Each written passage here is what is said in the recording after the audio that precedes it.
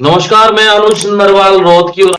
आज चर्चा हो रही है जींद रैली की। जींद रैली जो महम के विधायक हैं निर्दलीय बलराज कुंडू, उन्होंने एक रैली की है और उसका हम विश्लेषण करेंगे और कहते हैं ना हरियाणवी में निचोड़ निकालेंगे कि आखिर वो क्या था, क्या इसके नतीजे हो सकते हैं।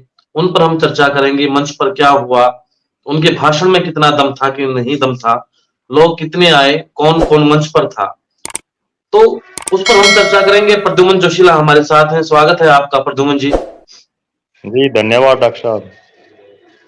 एक तो जींद में जिस तरीके से बलराज कुंडू ने यहाँ पर पूरे सामियाने, अच्छे वाटरप्रूफ सामियाना था, अच्छी कुर्सी लगा दी, मंच भी सजा दिया और जी जो पूर्व मुख्यमंत्री थे, यूपी के थे, गुजरात के थे, उनको भी बुला लिया। तो जी क्या लगता है कि कितना एक मैसेज जो देना चाहिए था, कितना पहुंचा लोगों तक? देखो, महम के निर्दलीय विधायक बलराज कुंडू ने 6 सितंबर को चंडीगढ़ में अपनी नई पार्टी का ऐलान किया और उस दिन हम्म। उन्होंने ये ऐलान किया था कि 1 नवंबर को वो जींद की धरती पर बड़ी रैली करके पूरे हरियाणा में एक जो चुनावी समर चल रहा है उसका आगाज कर देंगे। लेकिन 1 हम्म। नवंबर की बजाय फिर वो रैली उन्होंने 19 नवंबर को रखी जींद के एकलव्य स्टेडियम में। और उन्होंने जी। जो अपनी नवनवेली जो पार्टी है उनकी हरियाणा जन सेवक पार्टी, उसके हम्म। बैनर तले जन सेवा संकल्प रैली के नाम से हम्म। ये रैली उन्होंने करने का ऐलान किया और बड़ी लंबी चौड़ी भारी भीड़ आने का दावा उन्होंने किया।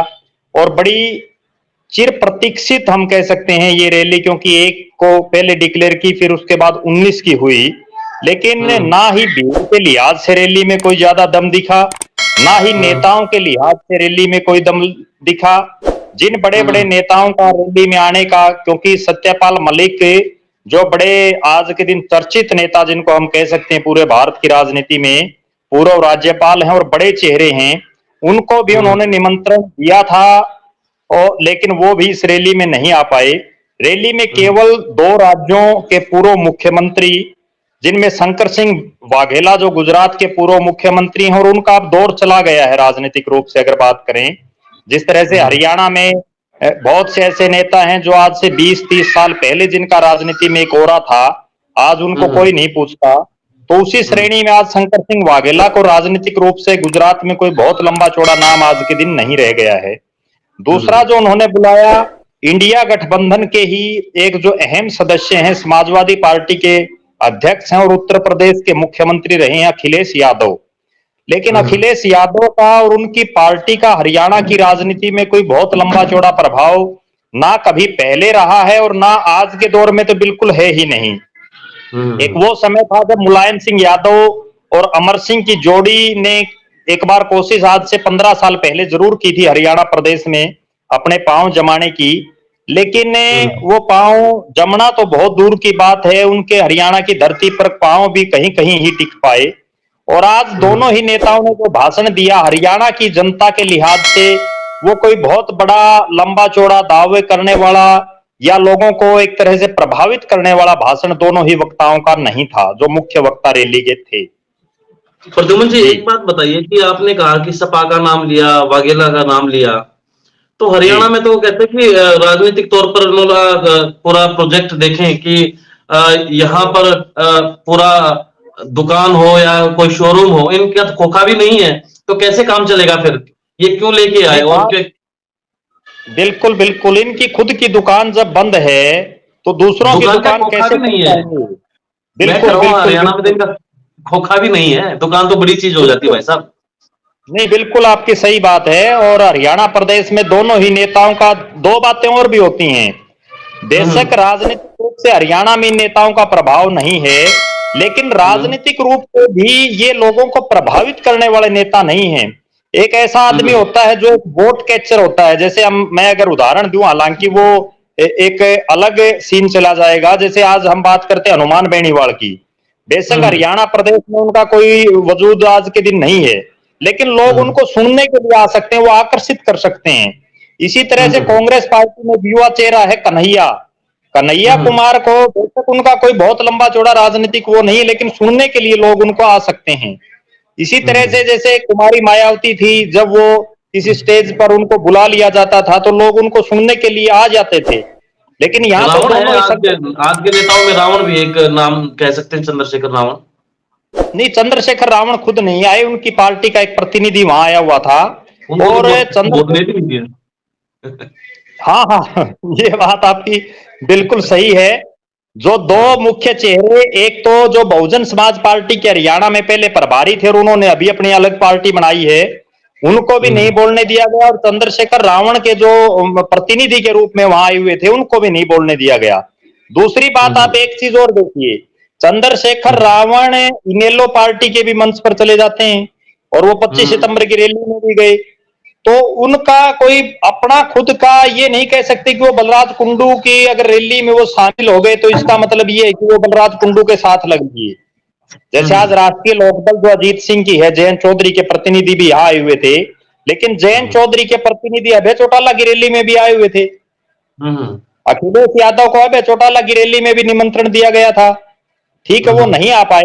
दूसरी एक बात और नहीं समझ में आ रही कि बलराज कुंडू किस तरह की राजनीति करना चाह रहे हैं। एक तरफ तो वो कांग्रेस पार्टी के नेताओं के खिलाफ बोल रहे हैं, चौधरी भूपेंद्र सिंह हुड्डा और दीपेंद्र सिंह हुड्डा का जो रोहतक गढ़ है उनके खिलाफ राजनीति कर रहे हैं।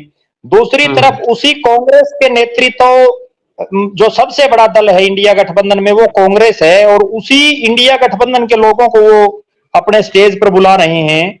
तो अभी मुझे तो ऐसा लग रहा है कि वो अजीब असमंजस की स्थिति में है बलराज कुंडू। पार्टी तो उन्होंने बना ली, लेकिन अब इस पार्टी को चलाना, इस पार्टी को संभालना और चुनाव लड़ना, और सबसे बड़ी बात, अभी हरियाणा में विधानसभा चुनाव से पहले 10 लोकसभा के चुनाव होने हैं।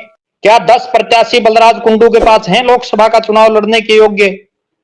और सबसे बड़ी बात, उनके गृह जिले जहां से वो आते हैं, रोहतक में वो चुनाव लड़ेंगे या नहीं लड़ेंगे?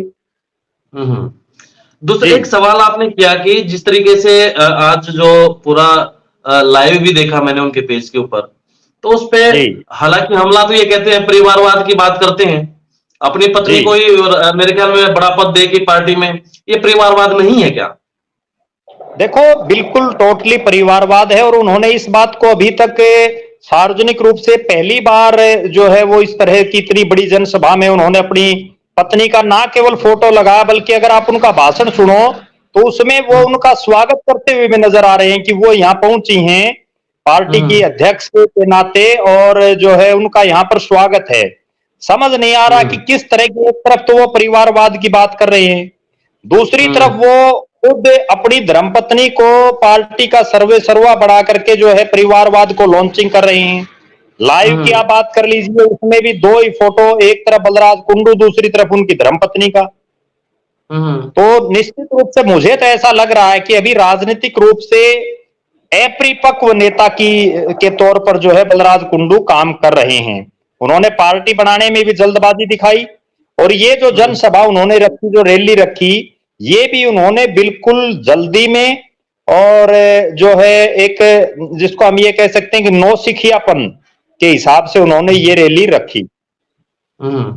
जो सर्कल है, आप देखें मंच पर, देखें आप हरियाणा की बात करें तो हरियाणा में कोई ऐसा चेहरा आपको नजर आया मंच के ऊपर जो जिसका भविष्य आपको लगता हो कि वो एक ऐसा चेहरा है जिसको देख के कोई लोग जुड़ जाएंगे या वोट कर देंगे? कोई ऐसा चेहरा नजर आया आपको मंच के ऊपर? देखो, अगर कड़वी सच्चाई बताऊं डॉक्टर साहब, वैसे तो देखो भविष्य किसी का भी कुछ भी हो सकता है, लेकिन आज के परिप्रेक्ष्य में अगर देखें, बलराज कुंडू की रैली में हरियाणा के जितने नेता मंच पर थे, कोई नेता ऐसा नहीं है जो आप 5,000 तो छोड़िए 2,000 वोट भी लेने के आज के दिन स्थिति में हो। पूरी जनसभा में एक पूर्व विधायक है रघु यादव अहिरवाल से, रेवाड़ी से। रघु यादव अपने जीवन में एक बार विधायक बने और उन्होंने इस्तीफा दे दिया विधानसभा से। उसके बाद उन्होंने बहुत से चुनाव लड़े और वो बुरी तरह से हारे हर चुनाव में। राजनीतिक रूप से वो पूरी तरह से हाशिए पर हैं। तो लिहाजा इस तरह के और भी कुछ नेता थे जिनको कोई पार्टी ओटने वाली नहीं है, हम देसी भाषा में ये कह सकते हैं।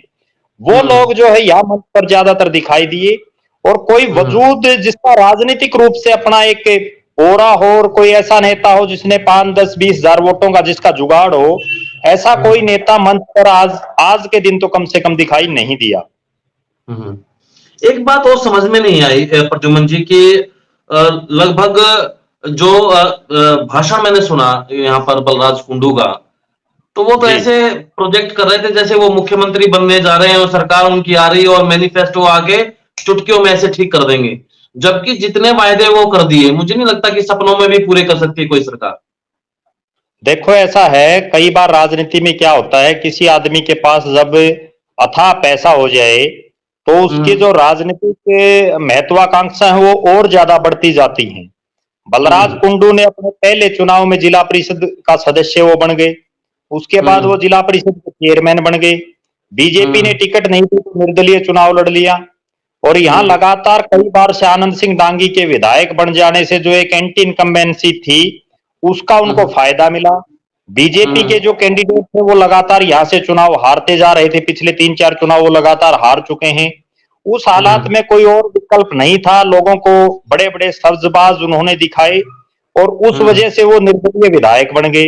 अब विधायक हम्म। बनते ही उनके हिलोरे मारने लगे कि पहले उनको कैबिनेट मंत्री बनाया जाए, लेकिन वो हम्म। पद उनका चौधरी रणजीत सिंह ले गए क्योंकि वो हम्म। राजनीतिक रूप से उनके उनसे बहुत ज्यादा सीनियर हैं। तो उनको हम्म। कुछ नहीं मिल पाया खट्टर साहब की सरकार में। फिर उन्होंने खट्टर साहब से की सरकार से जो अपना समर्थन भी वापस ले लिया। अब उनकी हम्म। जो हिलोरे हैं मुख्यमंत्री बनने की, हम्म। मुख्यमंत्री बनना तो बहुत दूर की बात है, सबसे बड़ा सवाल यही है कि बलराज कुंडू इस बार महम की सीट को बचा पाते हैं या नहीं। और जिस हम्म। ढंग की आज की रैली उनकी थी, जिस ढंग का हम्म। उनका भाषण था, मुझे नहीं लगता कि वो महम को बचा पाएंगे। महम की हम्म। सीट पर हालांकि अभी लगभग 10-11 महीने हैं चुनाव में, लेकिन लग हम्म। नहीं रहा आज के हालात से कि बलराज कुंडू जीत पाएंगे। इसमें एक और बात बताइए कि महम उनका सेफ है नहीं, वो जा रहे हैं जींद, जो वो जींद की बेल्ट में, तो जी। ये क्या है, कहीं ऐसा तो नहीं कि दूसरी पार्टियां कहीं सरकार कहते हैं या सरकार या कोई दूसरा दल उनको जबरदस्ती करवा रहा हो या उनकी पिच पर वो खेल रहे हो। बलराज कुंडू तो एक खिलाड़ी हैं सिर्फ, और पिच किसी और की, एक खिलवाओ कोई और रहा उसमें। देखो राजनीति में हर चीज संभव है, हमने बहुत से ऐसे चुनाव देखे हैं जो फिक्स भी हो जाते हैं। कई बार हम्म। कैंडिडेट किसी को टिकट दे दी, वो बॉल कुछ जाता है। हमने तो ऐसे हम्म। ऐसे चुनाव भी देखे हैं जिसमें एक सुपरस्टार जो कंपेनर है वो आकर के भाषण तो देना होता है किसी कैंडिडेट के पक्ष में और वो इशारा कुछ और कर देता है। हमने हम्म। ऐसे ऐसे इशारे देखे हैं राजनीतिक रूप से, जिसमें प्रदेश की राजनीति के बड़े बड़े धुरंधर चुनाव हार गए थे। एक हम्म। चश्मे का जो चुनाव चिन्ह होता है इन लोगों का, आपको मैं एक वाक्य बताऊं तो एक हरियाणा हम्म। प्रदेश की राजनीति के बहुत बड़े राजनेता थे, उन्होंने एक बार अपना चश्मा हिला दिया मंच से और वो चश्मा हिलाते ही उनकी पार्टी का कैंडिडेट हार गया और वो चश्मे वाला चुनाव जीत गया। तो ऐसे ऐसे बहुत से हम्म। वाक्य हैं। ये तो बलराज कुंडू ही बता सकते हैं कि उन्होंने जो है ये पार्टी क्यों बनाई, लेकिन इतना निश्चित है कि जिस ढंग की वो चल रहे हैं उनकी हम्म। पार्टी, मुझे नहीं लगता कि उनका भविष्य राजनीतिक रूप से बहुत ज्यादा उज्जवल इस राजनीतिक पार्टी में दिखाई नहीं दे रहा है। जींद की धरती को देखो। उन्होंने क्यों चुना, ये भी मैं हम्म। आपको बता दूं, क्योंकि जो महम हल्का है जहां से वो आते हैं वो जींद को चारों तरफ से जो है काफी बड़ा एरिया जींद जिले को टच करता है। और उसके हम्म। दिमाग में यही चीज थी कि जींद से अगर लोग नहीं आएंगे तो महम से लोग आ जाएंगे। जींद हम्म। और जो है आपका सोनीपत और रोहतक इस एरिया में उन्होंने काफी बसेज वगैरह भी चला रखी हैं। तो हम्म। इस एरिया में उनका अपना एक कम से कम नाम तो है, बेशक प्रभाव नहीं है, लेकिन लोग हम्म। जानते हैं कि ये बलराज कुंडू है। हम्म। इसलिए उन्होंने ये रैली जींद में रखी। दूसरा, जो रैली रखने का एक और उनका उद्देश्य ये हो सकता है कि हरियाणा प्रदेश में आज तक जितने बड़े राजनीतिक बदलाव हुए हैं वो जींद की धरती ने किए हैं, लेकिन हम्म। इतना जुगाड़ दिखाई नहीं दे रहा बलराज कुंडू का कि वो हरियाणा की व्यवस्था को ही या जो बड़े नेताओं ने जो जींद से एक परिवर्तन किया वो कर पाएंगे राजनीतिक रूप से। तो वही बात कर रहा था मैं पहले भी कि जो मैनिफेस्टो जो उन्होंने जारी कर दिया सरकार जी। सरकार का इतना, तो वो तो अगर यही बात करते, कांग्रेस भी यही बात कर रही है, आम आदमी पार्टी भी, जबकि उनके तो है ताकत की बन सकते हैं, कुछ ना कुछ तो कर सकते हैं, लेकिन ऐसे हालात में कैसे यकीन करेंगे इनके ऊपर लोग। देखो ऐसा है डॉक्टर साहब, कोई आदमी किसी चुनाव में 20 कैंडिडेट खड़े हैं और किसी को ये पता है कि तुझे वोट ही 500 आएंगे, लेकिन वो ये हम्म। तो कहेगा ना कि मैं चुनाव जीतूंगा। अब बलराज हम्म। कुंडू ने अपनी पार्टी बनाई है, पार्टी का सुप्रीमो वो है, तो वो दरअसल इस तरह के सब्जबाज तो लोगों को दिखाएंगे कि अगर हमारी सरकार आ गई तो हम्म क्योंकि एक चीज और होती है खास, जब वक्ता बोलता है हम्म तो पब्लिक तो कुछ बोलने से रही, उसके मुंह में जो हम्म आता है वो बोल सकता है। तो उन्होंने जो हम्म है अपने जो जो उन्होंने वादे करने थे वो उन्होंने कर दिए। अब लोग हम्म उसको कितना जो है समझ पाते हैं और उस पर समझने की बजाय लोग कितना विश्वास कर पाते हैं, ये हम्म सबसे बड़ी बात होगी। और हम्म उसका निचोड़ जो है अगर लोकसभा चुनाव लड़ेंगे तो उसी में पता चल हम्म, जाएगा। बिल्कुल। हालांकि एक बार शायद सोनीपत से भी उन्होंने कैंडिडेट उतारा था, उनका भी असर बड़ा खराब हुआ था। तो जी उसमें जी ये कह रहा बिल्कुल। हूँ कि जी, एक सवाल ये है कि अब से और पहले भी बहुत सारे और लोगों बात ने पार्टियां बनाई होंगी, चाहे जी बड़े-बड़े दिग्गज भी उसमें आए और छोटे-मोटे लोग भी उसमें शामिल रहे। तो जी उनका हशर भी ठीक-ठाक हुआ नहीं, मुझे नहीं लगता कि किसी का हशर ठीक-ठाक एक कोई सफल पार्टी के तौर पर उभरी हो। शायद कांग्रेस से निकलकर इनेलो को छोड़ दें तो मुझे नहीं लगता कि कोई पार्टी ऐसा बाहर निकल के कुछ काम अच्छा कर पाई हो, ज्यादा देर तक टिक पाई हो। तो अब इनके देखो जो पिछले कोई उदाहरण बताएं और दर्शकों को, और ये भी बताएं कि इनकी जो पार्टी है तो उसका आधार किस तरीके से उनके पैरेलल देखते हैं, या फिर ये कुछ कर पाते हैं कि नहीं है, कुछ है स्टेमिना इनमें? अहिरवाल की राजनीति के जो बहुत सबसे बड़े आज तक के जो खिलाड़ी रहे हैं राजनीतिक रूप से, राव बीरेंद्र सिंह, उन्होंने हरियाणा प्रदेश में मुख्यमंत्री वो रहे, केंद्र में मंत्री रहे, उन्होंने पार्टी बनाई विशाल हरियाणा पार्टी, और उसका हश्र हम्म हमने और आपने सब ने देखा। लास्ट में उन्होंने कांग्रेस पार्टी में विलय करके ही अपना पिंड छुटाना पड़ा। दूसरी हम्म पार्टी बनाई चौधरी बंसीलाल ने। चौधरी बंसीलाल का राजनीतिक रूप से बहुत बड़ा नाम था, केंद्र में हम्म रक्षा, रेल और कई बार हरियाणा के मुख्यमंत्री रहे। एक बार वो हम्म मुख्यमंत्री तो जरूर बन गए हरियाणा विकास पार्टी से, लेकिन वो भी हम्म बीजेपी के बैसाखियों के सहारे। हालांकि वो हम्म सरकार पूरी नहीं चल पाई और उनको भी अंततः कांग्रेस पार्टी में अपनी पार्टी का विलय करना पड़ा। उसके बाद बात हम्म करें चौधरी देवीलाल की। चौधरी देवीलाल ने हम्म कई पार्टियां बनाई, लगभग हर चुनाव में वो अलग अलग नाम से उन्होंने पार्टियां बना करके चुनाव लड़े। वो हम्म देश के प्रधानमंत्री रहे, कई बार मुख्यमंत्री रहे, उनके बेटे कई बार मुख्यमंत्री रहे। लेकिन जिस हम्म दिन चौधरी देवीलाल का देहांत हो गया, उसके बाद हम्म इंडियन नेशनल लोकदल और चौधरी ओम प्रकाश चौटाला की पार्टी कभी सत्ता में नहीं आ पाई। हम्म इसके बाद बात करें चौधरी भजनलाल की, जो हम्म केंद्र में मंत्री रहे, कई बार के मुख्यमंत्री रहे, उनका भी बहुत बड़ा नाम था। और ये तो बलराज कुंडू ने अपनी स्थापना पर जो रैली की, इससे तो कई ज्यादा गुना बड़ी रैली रोहतक में 2 दिसंबर 2007 को कुलदीप बिश्नोई और चौधरी भजनलाल ने की थी, जब पांव रखने के लिए जगह नहीं थी। उनकी हम्म पार्टी के 6 एमएलए जीते, 5 एमएलए भाग गए, 1 एमएलए बचा और उस पार्टी का भी उन्होंने अंततः कांग्रेस में विलय करना पड़ा। ये तो थे हम्म हरियाणा प्रदेश की राजनीति के जो 5 सबसे बड़े चेहरे थे, जिसमें राव हम्म बीरेंद्र सिंह, चौधरी बंसीलाल, चौधरी भजनलाल, चौधरी देवीलाल और चौधरी ओम प्रकाश चौटाला। अब अगर हम्म बात करें बलराज कुंडू की तरह जो आदमी पहली बार विधायक बना और विधायक बनते ही पार्टी बनाई, उनका असर मैं आपको बताता हूं। हम्म गोपाल कांडा, जो चौधरी भूपेंद्र सिंह हुड्डा की सरकार में मंत्री थे और सिरसा से निर्दलीय विधायक बने, उन्होंने विधायक बनने के बाद और मंत्री बनने, वो तो मंत्री भी थे, मंत्री बनने के बाद उन्होंने अपनी पार्टी बनाई हरियाणा लोकहित पार्टी अलोपा, और उस पर हम्म उन्होंने चुनाव लड़ा। वो खुद भी चुनाव हार गए, उनके भाई भी हार गए और बाकी जितने कैंडिडेट थे उनकी जमानत जब्त हो गई, बुरी हम्म तरह से हारे, उनको 90 कैंडिडेट भी नहीं मिले। इसी तरह हम्म से पंडित विनोद शर्मा, जो केंद्र में मंत्री रहे हैं, प्रदेश में मंत्री रहे, बहुत बड़े नेता हैं, अंबाला हम्म से आते हैं, उन्होंने अपनी पार्टी बनाई जब 2005 में वो विधायक बने हुड्डा साहब के राज में। उसके बाद हम्म उन्होंने अपनी पार्टी बनाई हरियाणा जन चेतना पार्टी, और हम्म उसका असर ये हुआ कि वो खुद भी चुनाव हार गए, उनकी धर्मपत्नी भी हार गई, उनके कैंडिडेट भी हार गए, और हम्म राजनीतिक रूप से इस तरह से हाशिए पर चले गए कि पार्टी बनाने के बाद वो फिर दोबारा जीते नहीं। अब ये हम्म एक अलग बात है कि अभी उनके बेटे निर्दलीय सांसद बने हैं बड़ी जोड़ तोड़ से, कार्तिकेय हम्म शर्मा। इसके हम्म अलावा भी कई ऐसे नेता और हैं जिन्होंने समय समय पर पार्टी बनाई। पार्टी आप भी रजिस्टर्ड करवा सकते हो, कोई बहुत बड़ी बात नहीं है, मैं भी करवा हम्म सकता हूं, कोई तीसरा भी करवा सकता है, लेकिन उसको हम्म चलाना, विधायक बनाना, वो एक बहुत बड़ी बात है। और सबसे बड़ी बात है कि 5 साल संघर्ष करना। हम्म बलराज कुंडू आज मंच के माध्यम से भी बताया गया कि ये एक व्यापारी नेता है, व्यापारी हैं, इस तरह से जो है मंच के माध्यम से भी भाई पाक साहब व्यापारी, तो एक व्यापारी के लिए पार्टी चलाना बहुत बड़ी बात है। यहाँ तो पार्टी वो आदमी चला सकता है जो 24 घंटे 365 दिन लोगों के बीच में रहे, और उसके बाद भी कोई पक्का नहीं है कि आप जो है अपनी सत्ता में आ सकते हैं। ये तो ठीक है। एक चीज और बताता हूं मैं आपको कि ये तो दुष्यंत चौटाला का सूद सद गया, इसलिए जो है बहुत से लोगों के मन में ये है कि हम पार्टी बना लें, कहीं ना कहीं बहुमत नहीं आए, 2-4 एमएलए आ जाएं और उप मुख्यमंत्री ना तो डिप्टी सीएम बन जाएं। लेकिन वो लगता नहीं कि बलराज कुंडू का तो कम से कम होगा आज की इस रैली को देखने के बाद। तो फिर ये कहें कि हरियाणा के मुंगेरी लाल तो नहीं है हरियाणा की राजनीति के? देखो, हरियाणा की राजनीति के तो नहीं कह सकते, महम के मुंगेरी लाल का जरूर कह सकते हैं, क्योंकि अभी हरियाणा के जैसे हरियाणा में 90 विधानसभा क्षेत्र हैं।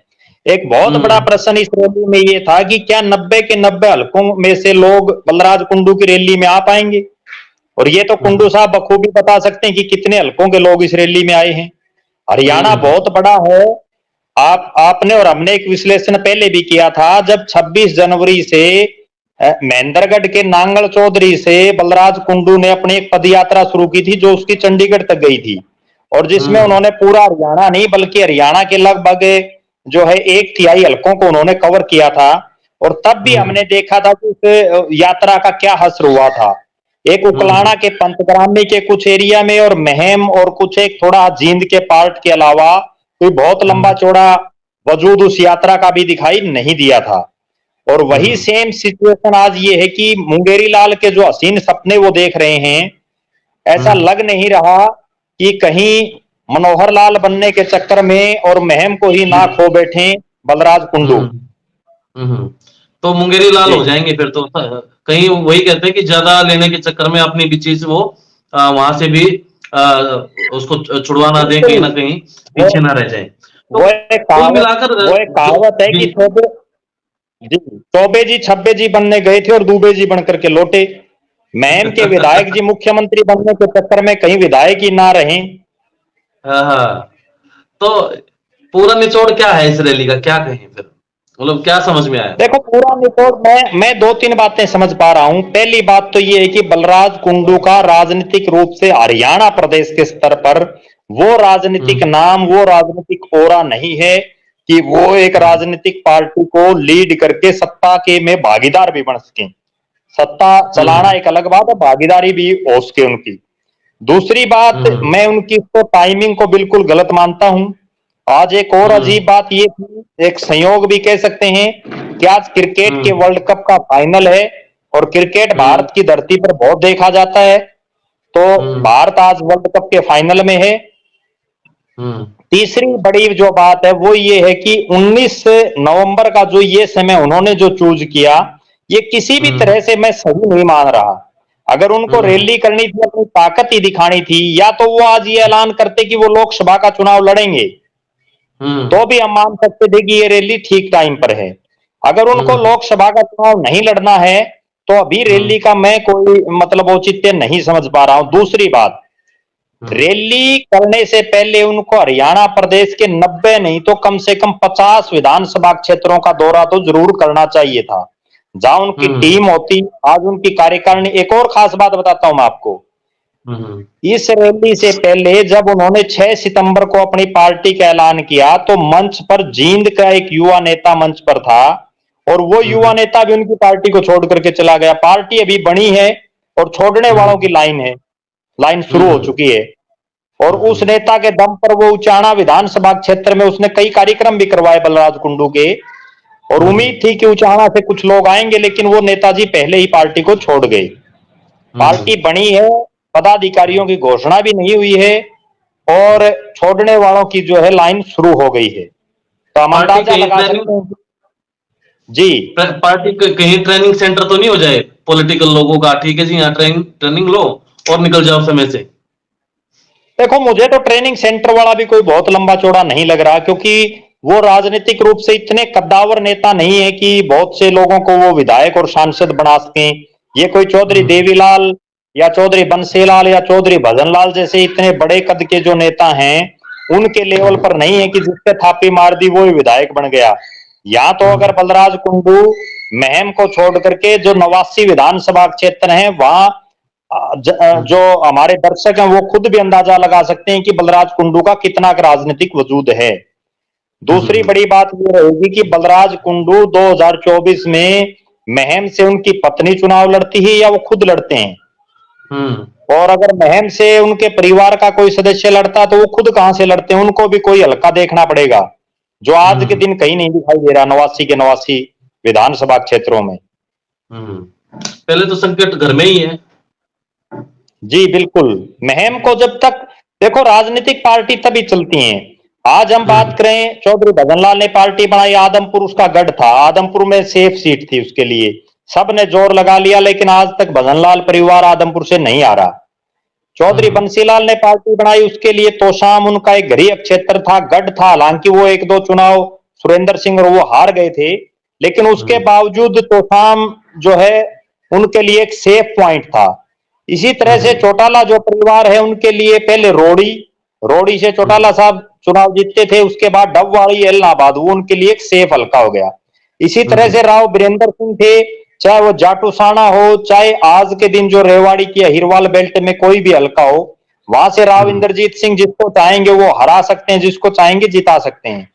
लेकिन बलराज कुंडू का 90 के 90 हल्के तो छोड़िए, महम के अलावा जैसे रोहतक जो जिला है उसमें 3 विधानसभा क्षेत्र और हैं, उनमें भी मैं कोई बहुत लंबा चौड़ा वजूद बलराज कुंडू का नहीं मान रहा, चाहे वो कलानौर हो, चाहे रोहतक हो, चाहे गढ़ी सांपड़ा किलोई हो। जबकि कलानौर में तो उनका खुद गांव आता है। हाँ बिल्कुल आता है, कलानौर रिजर्व विधानसभा क्षेत्र है, और जो है कम से कम उन्हें पहले, अब भी देखो समय काफी है, 11 महीने लगभग बाकी हैं, अब उन्हें अगर महम और रोहतक में वो पूरी तरह से जुट जाएं तभी कुछ उनके जो है बात बन पाएगी, वरना नहीं। चलो आपने पूरा निचोड़ निकाला, और भविष्य तो वक्त के गर्भ में है कि किसका क्या भविष्य हो गया, लेकिन जो आज के आसार हैं उस पर ये हमारा विश्लेषण था। आपको भी कैसे जो जींद रैली थी उससे क्या निकला आपके हिसाब से, निचोड़ कमेंट बॉक्स में लिखें। धन्यवाद।